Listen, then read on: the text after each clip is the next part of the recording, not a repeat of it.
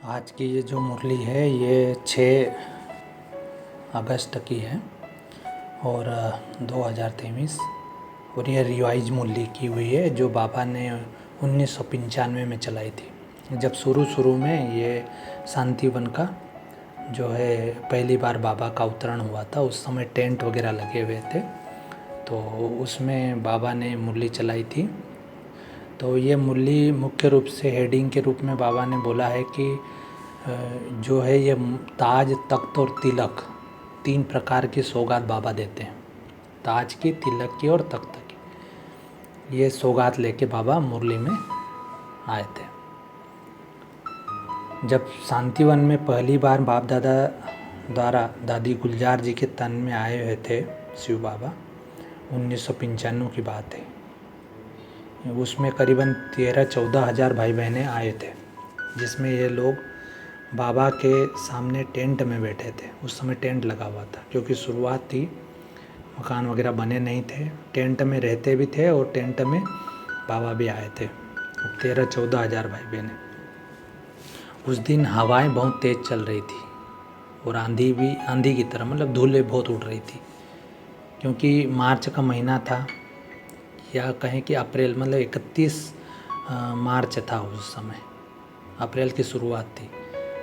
तब ऐसी सिचुएशन में बाबा ने कहा कि सबकी स्थितियाँ कैसी थी।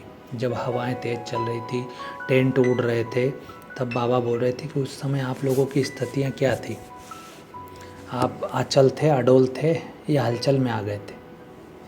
इसमें बाबा ने एक बात और कही कि यह जो मेला लगा है ना, वो परमात्मा मिलन का मेला है और यह सिर्फ संगम पर ही संभव है और किसी युग में नहीं है। यह सिर्फ संगम युग पर ही संभव है।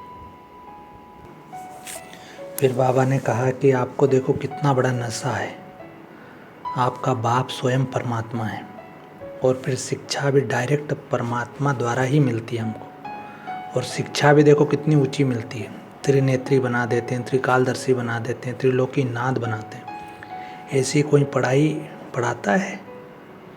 और दुनिया में देखो, दुनिया में क्या बनाते हैं, डॉक्टर, इंजीनियर, बैरिस्टर आदि पढ़ाते हैं, लेकिन यहाँ तो राजाओं का राजा बनाते हैं बाबा। फिर बाबा ने आगे बोला कि अभी देखो समाप्ति का समय है, फिर चाहे बच्चे नए आए हो या पुराने हैं, क्योंकि समाप्ति तो सबके लिए है, लेकिन फिर भी पीछे आने वाले इसमें मेकअप कर सकते हैं। जो नए आए ना, वो मेकअप करके लास्ट सो फास्ट जाना चाहिए उनको। बाबा ने कहा आप परमात्मा बाप के बच्चे हो, किसी महात्मा धर्मात्मा के नहीं हो, परमात्मा के हो। फिर बाबा ने कहा कि मुझे रहम आता है। किस बात पे भगवान को रहम आता है?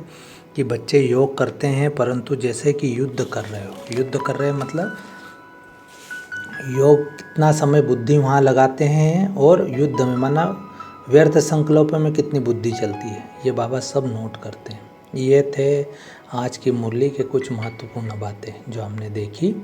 अच्छा, ओम शांति।